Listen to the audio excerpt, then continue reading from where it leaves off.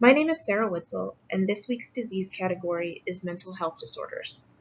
I will briefly discuss this category as a whole, and then bring the focus specifically to eating disorders and the natural product therapies I've found for potential treatment. Nearly 1 in 5 adults in the U.S. live with a mental illness. The 2019 National Survey on Drug Use and Health estimates that to be roughly 51.5 million, or 20.6%, of all U.S. adults ages 18 and older. Mental illness is defined as a mental, behavioral, or emotional disorder. It involves changes in emotions, thinking, behaviors, or a combination of these. Conditions vary in degree of severity, ranging from mild to moderate to severe. Some common mental health disorders include anxiety, ADHD, bipolar, depression, eating disorders, OCD, PTSD, and schizophrenia. There are several factors that can determine the prevalence, onset, and course of mental health disorders. These include demographic factors such as age and gender, social and economic factors such as unemployment, poverty, level of education, conflicts and disasters, and then also family dynamics and family environment. Mental illness does not discriminate. It can affect anyone, regardless of age, gender, income, social status, race, background, or any other aspect of cultural identity. All of the data shown on this slide is from 2019. As you can see, the prevalence of mental illness was higher among females at 24.5% than males at 16.3%. Young adults aged 18 to 24 had the highest prevalence at 29.4% compared to adults aged 26 to 49 at 25%. Adults 50 and older had the lowest prevalence at 14%. Prevalence was also highest among adults reporting 2 or more races at 31.7%, followed by white adults at 22.2%. Prevalence was lowest among Asian adults at 14.4%. When it comes to cost, mental health disorders top the list of the most costly conditions. In 2019, the U.S. reported spending $225 billion on mental health treatment and services. This is up 52% from 2009. More than 40% of total costs is spending for institutionalized populations. The disease we are going to focus on today is eating disorders. An eating disorder is a serious and often fatal mental illness that is characterized by a severe and persistent disturbance in eating behaviors and the associated thoughts and emotions surrounding food. Eating disorder-related behavior often alters the consumption and absorption of food.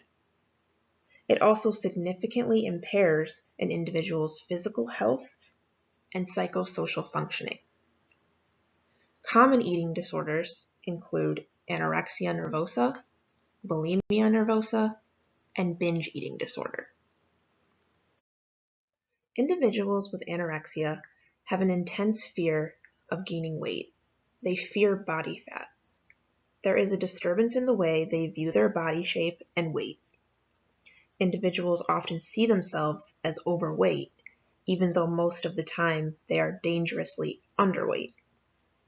There is an innate drive to seek thinness, and so they will look for ways to reduce their weight.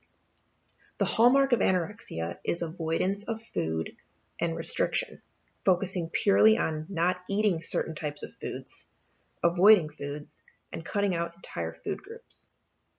This eating disorder has the highest mortality rate of any mental health disorder. Individuals with bulimia have recurrent and frequent binge eating episodes. This involves consuming unusually large amounts of food in short periods of time and eating beyond fullness. This is then followed by a behavior to compensate for the overeating and prevent weight gain. These methods can include vomiting and purging, laxatives, diuretics, fasting for long periods of time, or excessive exercise. Binge eating disorder is the most common eating disorder in the US. It is characterized by a loss of control over food and eating. Individuals tend to eat even when they are full or not hungry, and it is not followed by purging or fasting. Current conventional treatment plans are tailored to individual needs. They may include psychotherapies, nutrition counseling, medical care and monitoring, or a combination. The majority of people affected with an eating disorder never receive appropriate treatment because of barriers to healthcare and lack of training for healthcare providers. 9% of the US population, or 28.8 million Americans, will develop an eating disorder in their lifetime. 5.5 million Americans had reported having an eating disorder during 2018 to 2019. 7% reported having anorexia, 11% bulimia, 37% binge eating disorder, and 44% reported having another specified feeding or eating disorder.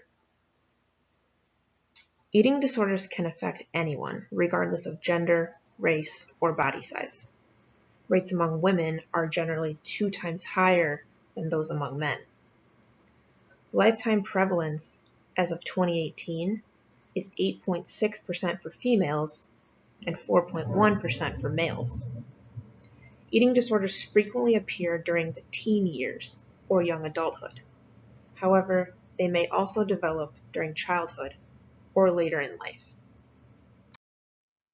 Researchers are finding that the development of eating disorders is likely to involve a combination of complex elements, including genetic, psychological, and sociocultural factors. Individuals who have previously shown weight concerns, have a history of dieting, or display a negative body image all show risk factors for developing an eating disorder.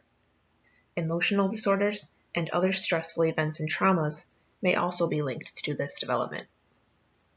The annual financial cost for eating disorders was reported to be $64.7 billion in 2018. This equates to roughly $11,808 per person. The average annual cost per person was greatest for anorexia at $27,400. This was followed by bulimia at $18,300.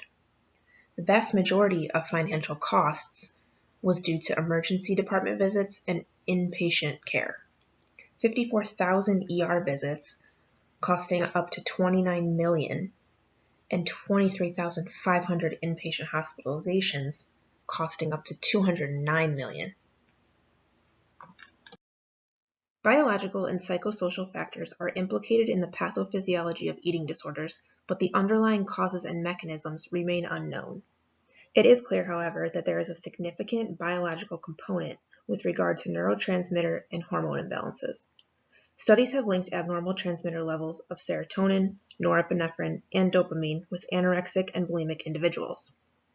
Studies conducted on the hypothalamus, specifically the ventromedial and the lateral hypothalamus, which govern eating behavior in the brain, have demonstrated that individuals with eating disorders tend to have overactive serotonergic response centers. The ventromedial hypothalamus has been called the satiety center. When serotonin is released into this part of the brain, eating behavior stops and starvation results. Severe reduction in food intake can cause major changes in cytokine activity.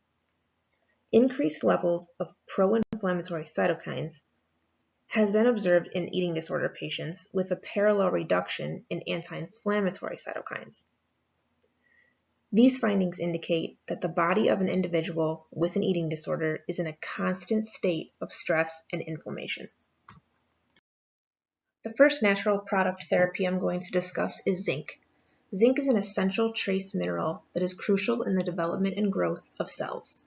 It plays a role in neurotransmitter synthesis, increasing the efficacy of neurotransmission. Zinc plays an important role in appetite regulation. Individuals with eating disorders are often deficient in zinc. Reduced food intake and purging episodes can impair zinc absorption. Altered sensory mechanisms, mainly taste and smell, may represent the most direct explanation for the relationship between zinc and food avoidance. Zinc deficiency is often first detected by the loss of these senses. Zinc malabsorption influences appetite, reducing the desire to eat. An open clinical trial in Japan aimed to investigate the effectiveness and safety of a polypre supplement in patients with binge eating disorder and bulimia. 29 patients ages 18 to 65 were given a 150 mg supplement for 16 weeks. This supplement contained 34 mg of zinc and 116 mg of L-carnosine. Zinc status was assessed via blood work, and a self-reported eating disorder questionnaire was also given. Results after 16 weeks indicated serum zinc levels increased significantly in those with binge eating disorder, but not those with bulimia. There was, however, a significant reduction in binge eating episodes for all patients. An open clinical trial in Sweden aimed to investigate the effect of an oral zinc supplement in patients diagnosed with anorexia. 20 female patients ages 14 to 26 were given a daily dose between 45 and 90 milligrams of a zinc sulfate supplement. Laboratory screenings and a physical examination with weight recordings took place twice monthly. During a follow-up period of 8 to 56 months, 17 of the 20 patients increased their body weight by more than 15%. The maximum gradual weight gain was 57% seen after 24 months. A 12-week double-blind placebo-controlled randomized clinical trial in Iran aimed to investigate the effects of zinc supplementation on improving appetite in children with anorexia. 80 children diagnosed with anorexia nervosa were randomized into two groups. The control group was given 10 milligrams of a zinc supplement, while a placebo group was given a placebo. Physical examinations and complete labs were done on each patient. Mean levels of calories and micronutrients were also collected throughout the 12 weeks. Results indicated that zinc supplementation had a positive impact on increasing appetite and promoting calorie intake. Those who received the zinc supplement had a greater increase in overall fat-free mass. The clinical manifestations of zinc deficiency in anorexia nervosa are remarkably similar. A number of studies have demonstrated that there may be a positive correlation between zinc supplementation and the rate of recovery in patients suffering with anorexia. The etiology of anorexia nervosa is certainly a function of the circular cycle of zinc deficiency contributing to an altered taste and appetite that influences food avoidance. Clinical trials indicate that zinc supplementation therapy augments weight gain and thus recovery by improving digestion, nutrient absorption, and restoring sensory function to increase taste and appetite. Restoration of taste acuity is often the first step in regulating appetite and normal eating behaviors. Maintenance doses of up to 15 milligrams per day report no adverse effects and are considered to be safe for long-term use. Chelated forms of zinc are more readily absorbed and recommended for supplementation. The second natural product therapy I'm going to discuss is omega-3 fatty acids. Omega-3 fatty acids are essential nutrients that are crucial for cellular membrane function and gene regulation. These polyunsaturated fatty acids cannot be produced by the body and therefore must be consumed through the diet. Similar to zinc, omega-3 fatty acids are vital components of neurotransmitters. Not surprisingly, multiple eating disorder-related complications have been linked to omega-3 deficiencies. Individuals with eating disorders often display low tissue concentrations of omega-3 fatty acids and high concentrations of pro-inflammatory cytokines. Several molecules that regulate dietary intake are produced in the periphery of the brain. These molecules must cross the blood-brain barrier in order to enter into the brain. Pro-inflammatory cytokines cross the blood-brain barrier and modify its function. Omega-3 fatty acids suppress these pro-inflammatory cytokines and stop production. An open clinical trial that took place in the United Kingdom aimed to investigate the efficacy of omega-3 fatty acid supplementation in the treatment of anorexia. 7 patients, ages 13 to 22, were given an EPA supplement of 1 gram per day for 3 months. BMI and weight were measured on a weekly basis. Results indicated that there was improvement in appetite and eating habits with ongoing weight gain after 2 months. An open clinical trial in Canada aimed to investigate the efficacy and tolerability of an omega-3 fatty acid supplement as treatment for children and adolescents with eating disorders. 21 children and adolescents with a mean age of 15 that were diagnosed with an eating disorder were given 300 milligrams of EPA with 200 milligrams of DHA daily for 8 weeks. Body weight was measured along with a questionnaire regarding side effects in order to assess tolerance. Results after 8 weeks indicated significant increase in mean percent body weight overall. Omega-3s were also tolerated well by all participants.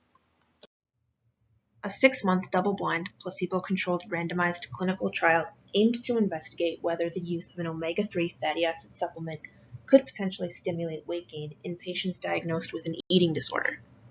26 subjects, 10 of which had anorexia, 16 with bulimia, were randomized into a control group and placebo group. The control group received 180 milligrams of EPA plus 600 milligrams of DHA daily, while the placebo group received a nutritional placebo. All subjects were weighed at weekly intervals. Results indicated no significant weight gain between subjects. This study therefore does not support supplement strategies for treatment of eating disorders. Limited evidence supports the use of omega-3 fatty acid supplementation for eating disorder treatment in terms of weight restoration. More research is warranted to test the effectiveness of specific omega-3 fatty acid formulations. The effects of omega-3 fatty acids on inflammation are thought to be favorable and marked by a decrease in cytokines. Studies suggest there could be potential benefits shown to improve appetite, restore weight, and inhibit inflammatory responses in children and adolescents. Maintenance doses of up to 5 milligrams per day are generally well tolerated and report no serious adverse effects. With the data derived from the studies discussed, omega-3 fatty acid supplementation could potentially be a novel adjunct therapy for eating disorder treatment. Due in part to an incomplete understanding of the pathophysiology, there is currently no sufficiently effective treatment for eating disorders. Individuals with eating disorders are more likely to have vitamin and mineral deficiencies, and therefore nutritional restoration is a key element when it comes to treatment. There should be a continued focus on specific nutrient intake as opposed to caloric intake. Long periods of malnutrition cause physical changes to the digestive enzymes of the gut. Rapid increases in calories can cause gut distress because of the increased food intake. Zinc supplementation should be encouraged in the treatment of eating disorders, as it may improve appetite in patients and prevent further abnormalities related to neurotransmitters. Omega-3 fatty acids are food sources that individuals with eating disorders tend to avoid, thus making the need for them even more critical.